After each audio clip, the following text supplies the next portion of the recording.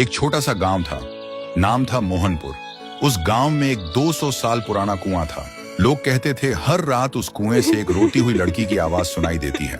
लेकिन एक बात सब लोगों को हैरान कर देती है, मोहनपुर गांव का जो भी लड़का उस कुएं के पास पानी पीने जाता है, वह 2 दिन के अंदर मर जाता है और मरा हुआ शरीर गायब हो जाता है।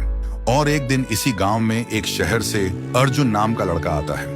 अर्जुन वह छुट्टियों में अपने दादाजी से मिलने आए थे। एक दिन अर्जुन गांव के लोगों से सुना है कि वह कुआं बहुत डरावना है और कोई उसके पास नहीं जाता। लेकिन अर्जुन सोचते हैं डर सिर्फ अंधविश्वास है और कुछ भी नहीं। एक दिन धूप में जाते हुए अर्जुन को प्यास लगी और बिना किसी से पूछे वो सीधा उस कुएं से पानी पीने चला गया। तब अचानक से एक लड़की का चेहरा सामने आया। अर्जुन डरा हुआ था और तुरंत वहां से भागकर घर पर चला गया। उस रात उसे नींद नहीं आती। हर समय उसे लगता है कोई उसे देख रहा है और कोई बुला रहा है। अब उसे भी डर लगने लगा था।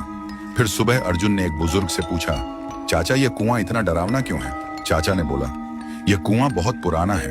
यहाँ से आधी रात में एक लड़की की रोते हुए आवाज निकलती है और वह लड़की हमेशा लड़कों को ही अपना शिकार बनाता है। आज तक इसका राज कोई समझ नहीं पाया।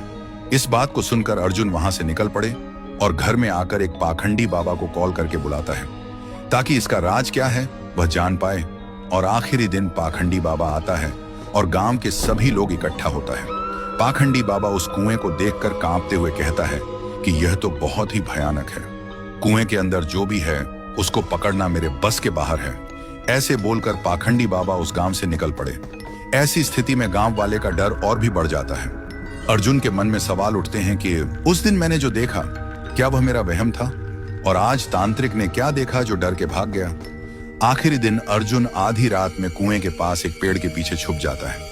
अर्जुन देखा है कि कुएं के अंदर से एक अजीब सा रोने वाला लड़की का आवाज सुनाई देता है और तभी कुएं के अंदर से एक लड़की बाहर निकलती है। थोड़ी देर बाद एक लड़का गाड़ी लेकर गांव से गुजरता है।